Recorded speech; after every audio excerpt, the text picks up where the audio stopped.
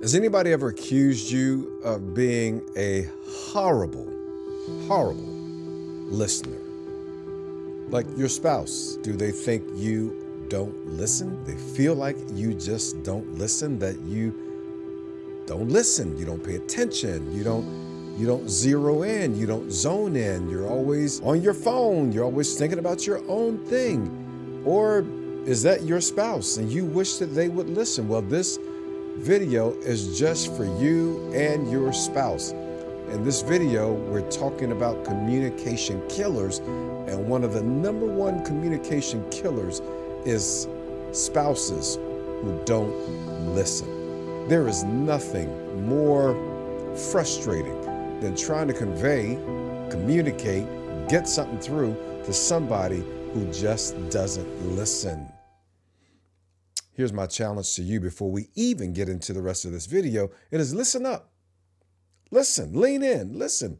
You're like, who are you to be telling me to listen? I'm saying this for your good, because if you become a good listener, you can have a banger marriage. You can have an amazing marriage. By the way, if you become a good listener, you can rise in your field or your profession and be known as a leader, because listening is that important. Listening is the key to exceptional communication.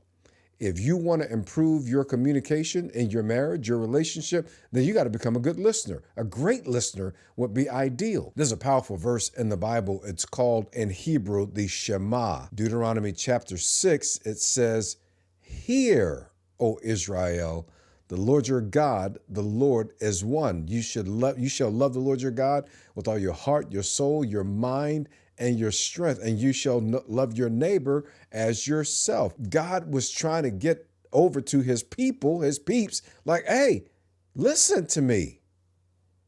Now, if God needs his people to listen, your spouse needs you to listen, and you need your spouse to listen. Listening is fundamental. It's crucial to any healthy relationship engagement. Now, listening does not simply mean that you sit there and you go, okay, I hear you.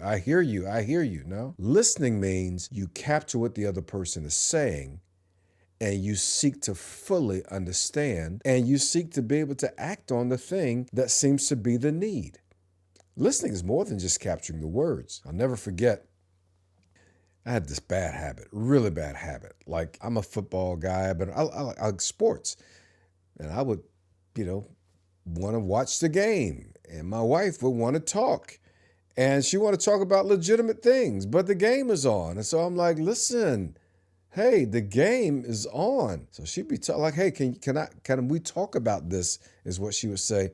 And I'm like, yeah, go ahead. Yeah, I'm listening to you. And I'm all the while looking at the game. Are you listening to me? Yeah, I'm listening. Go ahead. I got you. She said, you are not listening to me. And I feel deeply disrespected because you won't even stop what you're doing and put your eyes on me to listen to me. That was in about our 5th or 6th year of marriage. We worked out those kinks over the years, and I've learned something powerful about listening that I teach all of my clients and my groups. It is that listening is multidimensional, and it is the thing that changes the game in your communication dynamic. Let me talk to you a little bit about listening. So the first thing that you should know about listening is that listening calms, C-A-L-M-S.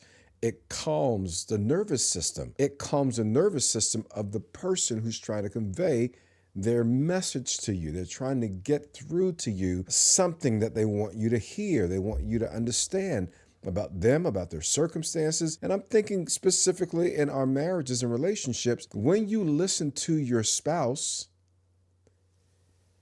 it calms them. Ain't that amazing?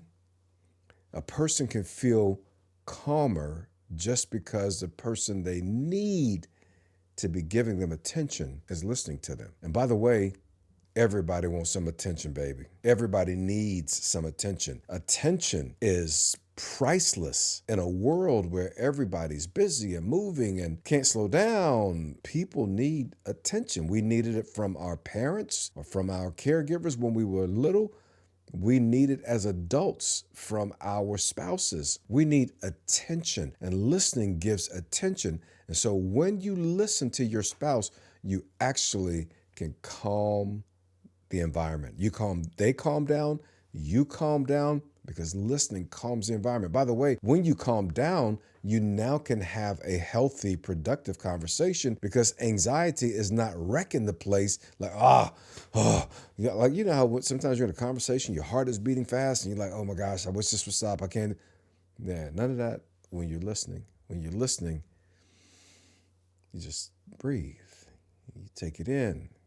I'm tracking with you. Okay, say that again. I didn't quite get that. And the person on the other end of your adept listening skills is getting better by the second because they're calmer. And you're actually calmer too. All right. So listening calms us. Listening creates safety. It creates safety, a sense of safety. When you listen to someone and you give them that kind of respectful, valuable attention, they begin to feel emotionally safe. You create an environment of safety in your marriage, your relationship, a sense that you're safe to be around, that you're not a danger, that you're not someone who doesn't care about them, that you're someone who literally wants to know and understand what they have to say. And so they begin to feel safe. They begin to feel like they can share their deepest pains and darkest secrets and greatest fears with you because you listen. When you listen, and especially listen without judgment, without interruption, people begin to feel safe around you. They begin to feel like I can be myself. I don't have to hide. I don't have to wear. I don't have to put on my fig leaves. I don't have to present. I don't have to front. I don't have to fake it because I have someone that I'm in a relationship with who listens to me and I feel safe. I was talking to my wife a few nights ago, my bride, Sherry. Y'all hear me talk about her if you've been on my videos. She is my ride or die. We got into a brilliant, deep, heavy conversation about some stuff that I went through in my childhood that I had not even thought about really. I just so suppressed it for so long. And I said, you know, what you asked me about the other day, can I tell you the answer to that question? And I began to pour my heart out. And she literally, this is what she literally did. She turned her body to me and her eyes right to mine. She stopped what she was doing on her phone and she just listened to me. You know what she said after that? She said, thank you for sharing that. And I'm so sorry that you had that experience. I'm really sorry, hon. That's what she called me. She called me hon. She's like, I'm really sorry for you. I'm sorry. She says, you're a better man in spite of that. Whew. Y'all don't hate me because I got a great wife. I'm just telling you, she listened to me. I never felt safer than when she was listening to me because listening calms and listening creates a sense of emotional safety. Here's the last one. Listening conveys empathy. It conveys empathy. When someone listens to you or when you listen to someone, what you're saying to them is that what you're dealing with and what you're conveying and what's on your mind, I sense the importance of it. And if I were in your shoes, I would want someone to listen to me the same way. That's what empathy does. Empathy says, wow, what would it be like to be that person going through that situation? What must it be like for them to have felt what they felt, or feel what they're feeling? You try to appreciate their experience. And you can't have the same experience as them because everybody's experience is different, but you can appreciate the experience that they're having. You know, and I throw this in for a bonus. It's not only that listening conveys empathy, but listening conveys deep respect. Who respected you enough when you were 9 years old to hear your voice, to listen to your voice? Did your mom, your dad, your caregivers, did they listen to you like when you were sharing your ideas and talking a lot? And you know how kids can be. Listen, to the degree that they listen to you is the degree to which you know the value of your voice being heard. You're probably more courageous. You probably can speak more boldly in different circumstances, but to the degree that they did not listen to you, you kind of probably shrink a little bit when you have to open your mouth, when you have to say something. And I'm just telling you, when we listen to each other in our marriages and relationships, yeah, It's a game changer. The respect level rises. Like my respect for my bride, Sherry, is up there, and her respect level for me is up because I try to listen. I stop looking at the game while I'm trying to hear her. I just give her my undivided attention. So listen, if you want to build your relationship on great communication, make sure you get the communication workshop. It's free. Just look down in the description and grab it. But if you really want to build your relationship, you got to become a great listener, because listeners are great lovers, is what I've learned.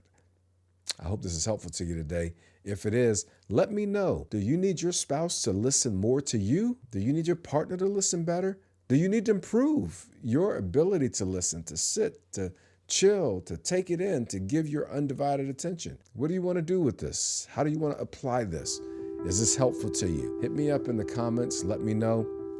I want to do all I can to give you as much useful content and insight. And so I would invite you to subscribe and to share the videos if they're helpful to you. Hey, I'm Hairston. It's been great to be with you. Hey, let's keep getting really, really good at relationships, at love and love life and marriage and romance. Let's get good at it, y'all, because it is worth it. I'm a champion for marriage, and I'm going to do it till I die. All right, I'll see you in the next video.